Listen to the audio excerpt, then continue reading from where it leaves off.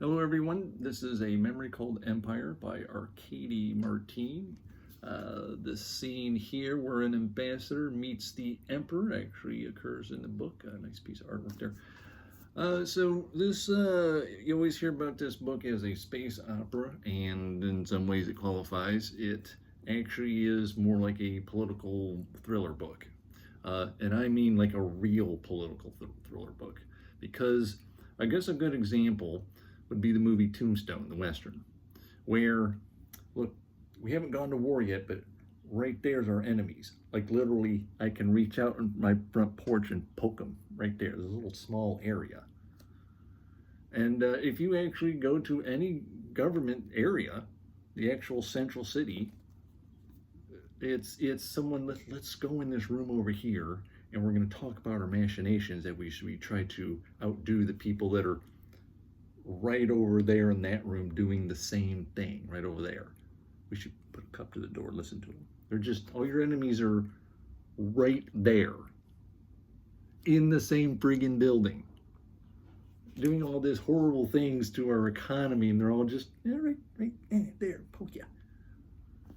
So this ambassador, she is from a civilization that is centered upon orbiting space colonies, and the empire. It's the I had to try to look this up to find a goddamn pronunciation. Roughly off the top of my head, I tried to go like Texcalanli, and there's a few different attempts at the pronunciation. One reviewer said I kept calling it Texicat, and that's what I'm going to call it if I say it out loud here. So the Texicat Empire is basically world-based around planets. This is not a huge deal. In the real world, there is a thing where it's planets versus space colonies. I myself am more of a space colonies kind of person. Sure, if you want to go to Mars and settle the moon and do whatever, sure, you got my full support. I would rather we go to places where the resources are to move them out into orbit and have giant rings and toruses and whatnot like that, giant cylinders, and rotate them up and control the environment within 100%.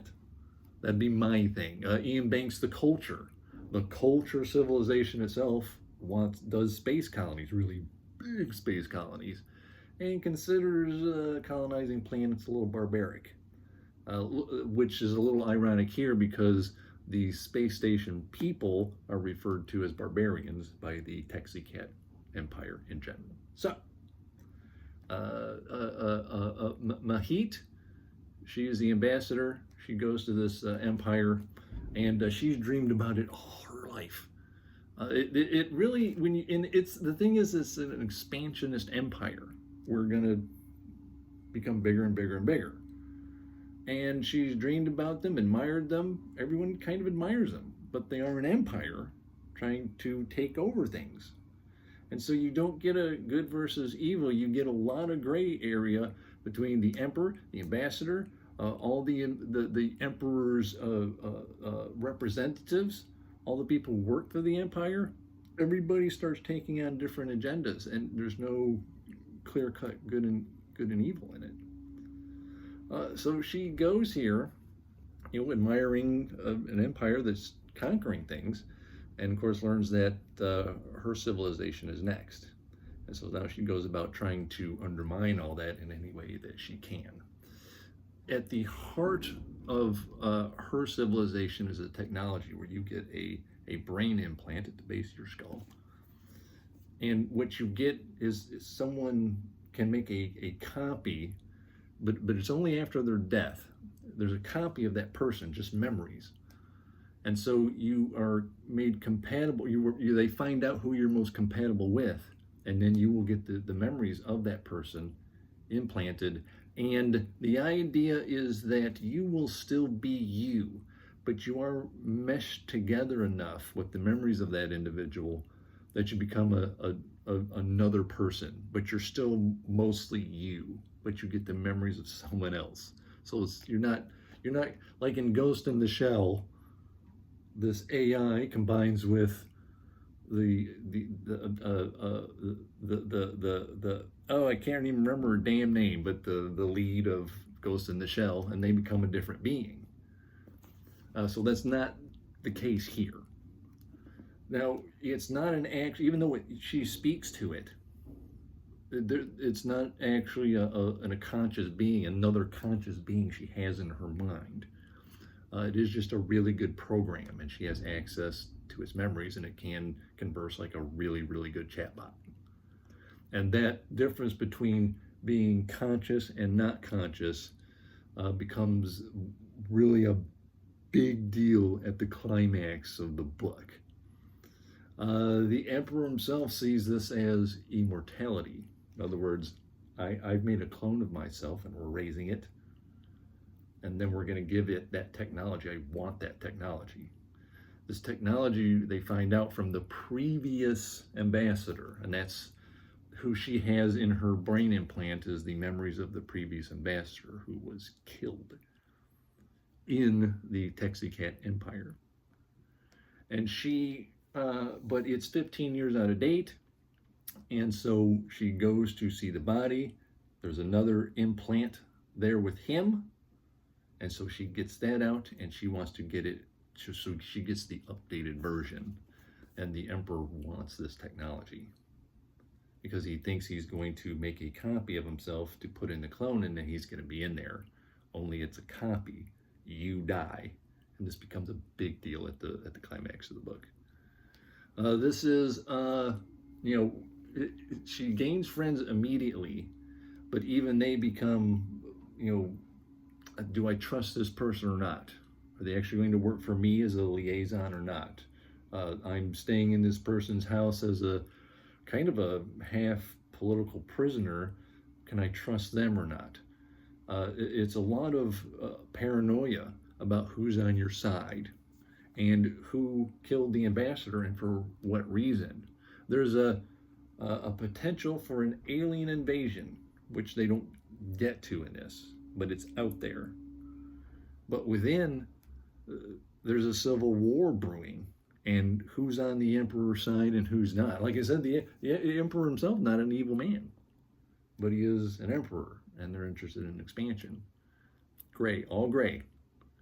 And even Mahid herself, it's really just about, I'm trying to save my own civilization from becoming part of this empire. We want our independence. Even though she, actually really admires the empire. The only, my experience with the book is basically positive, but it did suffer from being slow. It's interesting enough that I certainly kept going. It's like, can this start jogging a bit instead of walking? And right in the middle of the book, a lot of different of all these plot points come together, and she has some revelations, and oh no, all these things are going to happen. We got to do something. And then it just starts walking again. It just would not get going enough. Well, I shouldn't say enough. Like I did say, it's just a positive experience, but a little too slow. It is you can do it as a standalone. There is a sequel, but I'm not that interested in moving on with it. But good week of reading. I wasn't disappointed with it overall. But I am disappointed. I must have looked this piece of information up so many times, because I have read all the Dune books written by Herbert, and it ends off at the chapter house. I gotta poke my phone here because yes, I know it's low on battery. It ends at chapter house, and then other people pick it up. And I was under the damned impression, I could have swore I checked this out correctly, that Sandworms of Doom was next. I just wanted to read the one book that's supposed to be the end of all the plot lines that the man laid out. Nope, there's one supposed to be before this called Hunters of Dune, then Shadows of Dune. I just wasn't in the mood to read a couple more books. And maybe they're awesome, I don't know. I always hear they're not, but I wanted to check it out for myself. But I had the plan to just read a book, and now I have to read another one to get to the one. So I'm not doing that right now. Instead, a little genre switch here. from someone I have enjoyed before, and one of his series that was part of my top 10 last year. Gareth Hanrahan, The Dungeon Book, as told by Cornelius the Skull. There's the cover there.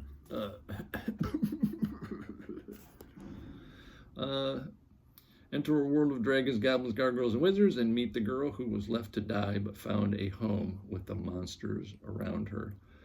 Bate doesn't remember a time before the dungeon, before the dragon stole her from her cot. She doesn't know what her name was before she was handed over to the monstrous denizens of the dungeon beneath the sorcerer's tower. Luckily for Bate, they decided not to eat her, and so she grew up in the dark. The goblins, her adopted family, a vengeful minotaur, her protector, a sentient skull, her tutor, and a blob of corridor slime, her main source of nutrition. Ugh. But the labyrinthine dungeon, with its haunted halls, buried temples, and forgotten magic, draws treasure hunters like moths to a flame. And as the outside world starts to intrude, Bate will learn what it means to be monstrous, and she'll have to decide where she truly belongs. That sounds cool. And a good writer. His first series I read, I think it was book 1 great, book 2 great, book 3 and then the last one, it was all good. So looking forward to that. So where'd it go? Decent enough. I thought it kind of interesting. There's a few reviews that said bleh, but it was good enough for me. And that is next week. Thank you all so very much. See you next week. Bye-bye.